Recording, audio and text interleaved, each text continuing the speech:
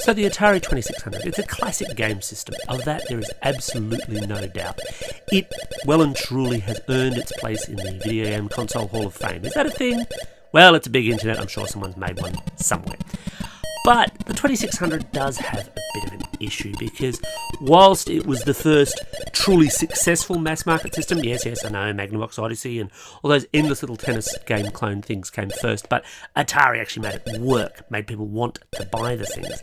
And for that, it's well remembered, but an awful lot of its software really doesn't hold up all that well on reflection. I mean, is anyone excited by this? Are you thrilled? Presuming you don't have nostalgia for this particular game, and I really doubt too many people have nostalgia for Hangman. But Ms. Pac-Man now, there's a game, and I'm going to posit that I think it's actually the best game on the 2600 in terms of games that have stood the test of time, because this is just massively playable.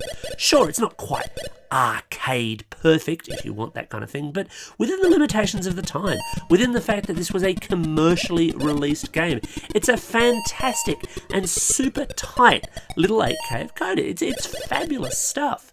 Really, really playable, multiple mazes, quite engaging, great little high score challenge, and you've even got rudimentary ghost AI. Now, I know what you're thinking. You're thinking, well, hang on. Before we got to Ms. Pac-Man, surely we had to get to Pac-Man, and yeah, we did.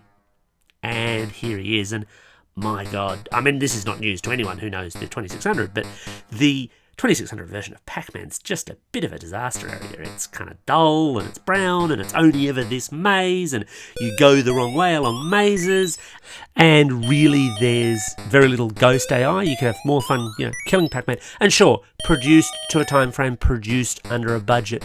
But there's really very, very little doubt in my mind, if you give me the choice as to which is superior, it's Ms. Pac-Man, and by an astonishing degree. I mean, even the ads are better. Atari introduces the Woman of the Year, Ms. Pac-Man, with a style of entertainment that Pac-Man never knew, an endless supply of floating goodies, oranges, pretzels, 4 different screens, each with different exits and entrances, and the green screen so difficult to reach, you may never see it again. Don't you know I'm more than Pac-Man with a bow? Reach for Ms. Pac-Man. Reach for Atari. No, I can't really explain why she's got the whole stripper outfit on there. It was the 80s, there was a lot of cocaine involved. It was a very, very different time. But still, the 80s was a long time ago, and what's really surprising about this game is how well it genuinely does stand up. It just really works well. It's exciting, it's challenging, there is a certain quantity of ghost AI. It's a fun little game to play. And sure, to be fair again, people have come along and made even better versions of Pac-Man.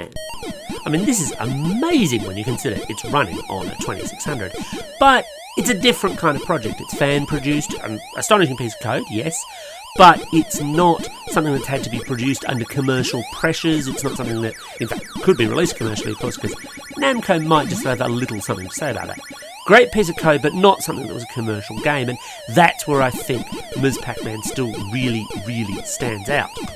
Now, the nice thing here about Ms. Pac-Man for the 2600 is you should play it on an original system. Now, I have recorded this on an emulator. It's just a little bit easier to screen record, but I do own the original cartridge, and there's some great fun to be had, even grappling with that infamous 2600 joystick playing this game.